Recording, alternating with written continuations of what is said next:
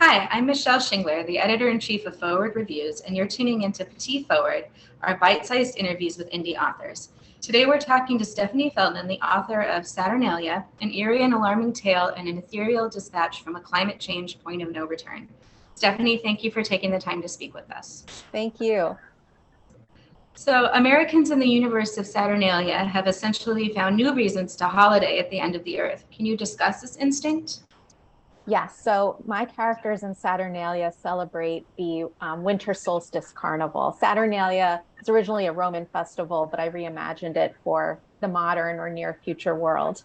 And I did that in part to investigate how people face their fears of the future, their existential fears, and that instinct to give up and maybe give in to hedonism. And so that's the context of the story. So what do you think that people should do in the face of certain destruction? That's a good question. I mean, I don't want to say people should not have fun. I think it's important for us to still find joy and celebration, and especially celebration with community. But hot take, I don't think we should give up or give in. We're facing a lot of big challenges in our world right now, which, is another big inspiration for this story. And I think it's important for us to keep working together and keep fighting. So can you talk about the tree creature that your Saturn Club villains conjure and about what inspired it? Yes. So the Saturn Club and some of the other elite social clubs in the book are interested in alchemy. And so I got to do a lot of great research and reading into the history of alchemy. I'm still far from an expert because it's such a deep and rich topic.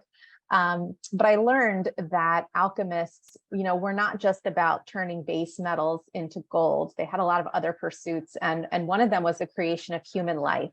So there are a couple of creatures in the book, sort of human hybrid creatures, and they were all inspired by, real alchemical theories and experiments. What are the homunculized stories after Saturnalia ends? Where do they go next? Oh, that is a good question. I don't want to give too much away. It was a really fun ending to write.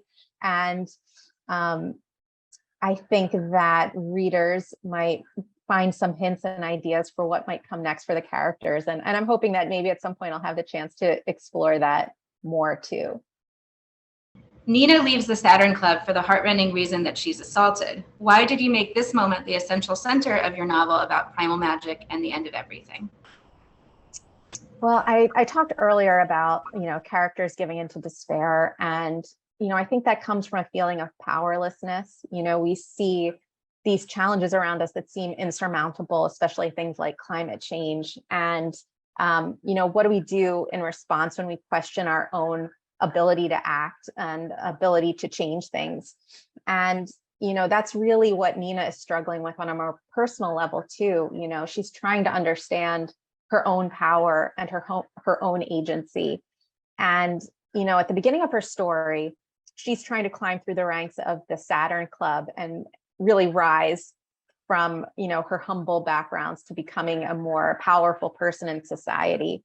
And that's something that she has to face even in her, most intimate and personal relationships, the people she loves and how they have taken power from her or how she has given her power away. And as she travels through the city over this one night, she learns, I think, to look at power in a new way and to take back her power. It's such a wonderful book. Thank you for taking the time to speak with us, Stephanie. To our audience, the book comes out on October 11th. Be sure to pick up your copy wherever books are sold.